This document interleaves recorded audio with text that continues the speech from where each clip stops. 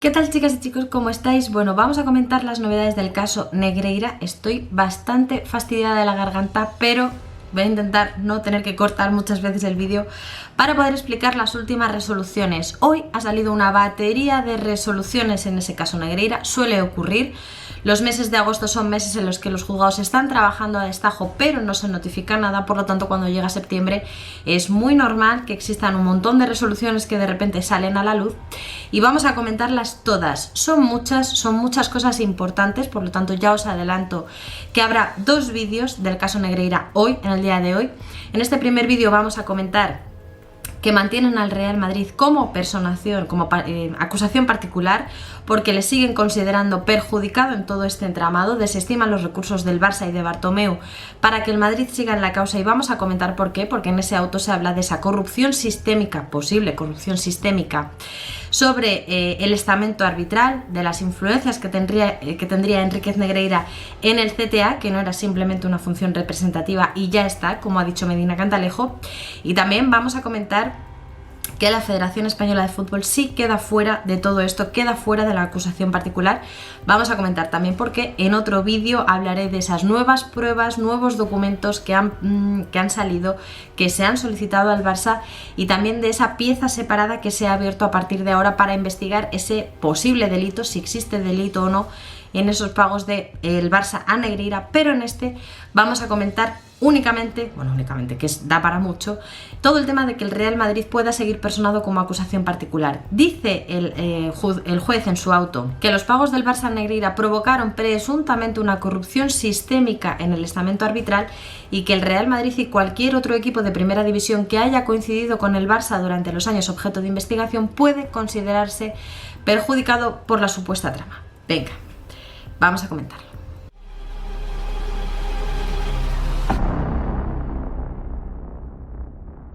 Bueno, pues sí, uno de los autos que se han notificado hoy, que se han dado a conocer hoy de ese juzgado de instrucción número 1 de Barcelona, es el que desestima los recursos interpuestos por el Barça y por Bartomeu. Os pongo en situación: el Real Madrid presenta un escrito personándose, solicitando que se le tenga por personado como acusación particular en todo este caso Negreira, por poder tener esa condición de perjudicados si es verdad que el Barça pagó por influir de alguna manera en el arbitraje español. En ese momento el juzgado de instrucción número 1 de Barcelona da traslado a las partes. El Barça y Bartomeu se oponen a que esté el Real Madrid como personado, como acusación particular en la causa. El juzgado aún así admite al Real Madrid, y frente a esa admisión el Barça y Bartomeu presentan un recurso diciendo que no están de acuerdo con que al Madrid se le tenga por acusación particular. El auto que sale hoy es el auto que desestima esos recursos contra el Barça y contra Bartomeu. Le siguen sin dar la razón al Barça y a Bartomeu en cuanto a la personación del Madrid, y le da la razón al Real Madrid, que se mantiene como acusación particular en esta causa. Vamos a analizar lo que dice este auto porque es muy interesante en cuanto a lo que se está investigando realmente, en cuanto al entramado que está investigando el juzgado de instrucción número 1 de Barcelona, y sobre todo en esos pagos que hace el Barça a Negreira, que pueden constituir un delito de corrupción deportiva. Vamos a estudiarlo porque es aquí donde realmente radica el núcleo para mantener al Real Madrid como acusación particular. Obviamente, en lo que se pueda referir a posibles delitos de blanqueo de capitales, administración desleal y demás, el Real Madrid ahí no tiene nada que decir, pero lo que pueda constituir delito de corrupción deportiva, que también se está investigando, sí que podría tener esa condición de perjudicado. Para ello, el juzgado de instrucción número 1 de Barcelona, el juez, lo que hace en este auto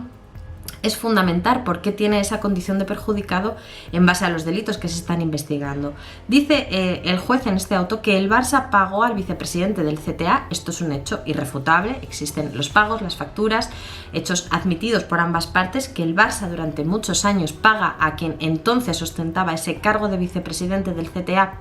unas cantidades cercanas a los 7,3 millones de euros, y lo que dice el juez en este auto es que el CTA se encarga de clasificar técnicamente a los árbitros a tenor de las correspondientes evaluaciones y proponer al presidente de la Real Federación Española de Fútbol los ascensos y descensos de los árbitros, así como proponer a los árbitros internacionales y designar a los delegados informadores a los que se encomienda y calificar las actuaciones de los colegiados. ¿A dónde quiere llegar el juez? Que ahora lo explicaré.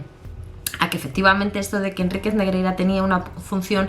meramente representativa y que prácticamente no pintaba nada, como ha señalado entre otros Medina Cantalejo, pues no es verdad, o no se lo termina de creer, o lo quiere seguir investigando porque no le encaja que Enríquez Negreira, ostentando ese cargo de vicepresidente del CTA, no pintase nada cuando el CTA tiene encomendadas todas estas funciones de ascensos, descensos, evaluaciones y demás, ¿no? Dice el juez que rechaza efectivamente esa versión de Medina Cantalejo de que Negreira desempeñara una función simplemente representativa, y de hecho dice que el propio Enríquez Negreira, ante la agencia tributaria, ante Hacienda, él reconoció que se reunía en Madrid cada 15 días para revisar los informes que hacen los árbitros después de cada partido y puntuarlos. De hecho, existen declaraciones llevadas a cabo por varios árbitros retirados que también habrían reconocido que el CTA empleaba un índice corrector llamado corruptor en tono de burla para determinar la categoría de cada árbitro, y que esa clasificación daba a los colegiados acceso a la internacionalidad y al cobro de más dinero anualmente. Es decir, que del CTA dependía que los árbitros cobrasen más o menos en función de su trabajo, porque era el propio CTA el que designaba a los árbitros para cada partido y además el que los ascendía o descendía. Por lo tanto, Enríquez Negreira sí que tendría influencia en el arbitraje, como ya comentamos hace un par de días, ¿no? Es verdad que el juez dice en este auto que no se ha podido concretar hasta la fecha el hecho de que un árbitro en concreto influyese en un partido concreto, en un resultado concreto de un partido del Barça. Esto es una cosa que va a ser muy difícil de demostrar, el hecho de que un club de fútbol pague directamente a un árbitro en concreto para que luego ese árbitro en concreto lleve a cabo una actuación en un partido concreto, es una cosa como muy específica, que va a ser muy difícil de demostrar, pero lo que se trata de demostrar es si se pagaba con la intención de influir en el arbitraje de un u otro modo. Considera el juez instructor en este auto que lo que debe investigar la Guardia Civil es si se instauró en el seno del CTA, tal y como apunta el letrado del querellante Estrada Fernández. Ya sabéis que Estrada Fernández presentó su denuncia particular, su querella particular frente a Enríquez Negreira y su hijo Javier Enríquez Negreira por esa presunta corrupción deportiva, y dice que lo que se debe investigar por parte de la Guardia Civil es si se instauró en el CTA un sistema de calificación de los árbitros tutelado por el vicepresidente Negreira, que podría permitir a los árbitros afines a él dirigir partidos relevantes de Liga y Copa y partidos internacionales, o incluso mantener la categoría, aumentando así sus ingresos de manera muy importante. Es decir, no importa tanto si se influyó en un partido concreto de una manera concreta, si se pagó a un árbitro en concreto para que arbitrase de un modo concreto en un partido determinado del Barça, sino que el delito de corrupción deportiva, como ya sabéis, es un delito de intención, es decir, se paga a alguien con la intención de influir en la competición. Da igual si luego se influye o no se influye, da igual si luego un árbitro en particular realiza una actuación concreta en un partido o no, sino que lo que se castiga es el hecho de pagar con la intención de influir en la competición y recibir ese dinero con la intención de luego influir en la competición, con independencia de que luego se influye o no. Y esto es lo que se está investigando por este juez instructor. Lo que se está investigando por este juzgado de instrucción número 1 de Barcelona es precisamente si el Barça pagó con esta intención, si el Barça pagó con la intención de que luego Enríquez Negreira ascendiera, descendiera o designase árbitros afines al club para beneficiarles de alguna manera. Dice este auto, en tal panorama de posible corrupción sistémica en el seno del CTA, corrupción sistémica en el seno del CTA quiere decir corrupción generalizada en el seno del CTA, es decir, no en un partido concreto, no en un momento concreto y puntual, sino de manera generalizada, de manera sistémica en el seno del CTA, este magistrado considera que cualquier equipo de primera división que haya coincidido con el Barça durante los años objeto de investigación debe ser admitido como ofendido por el delito, pues la condición de ofendido debe establecerse a priori y no a posteriori, a fin de que el potencial perjudicado pueda personarse en la causa y participar en la instrucción.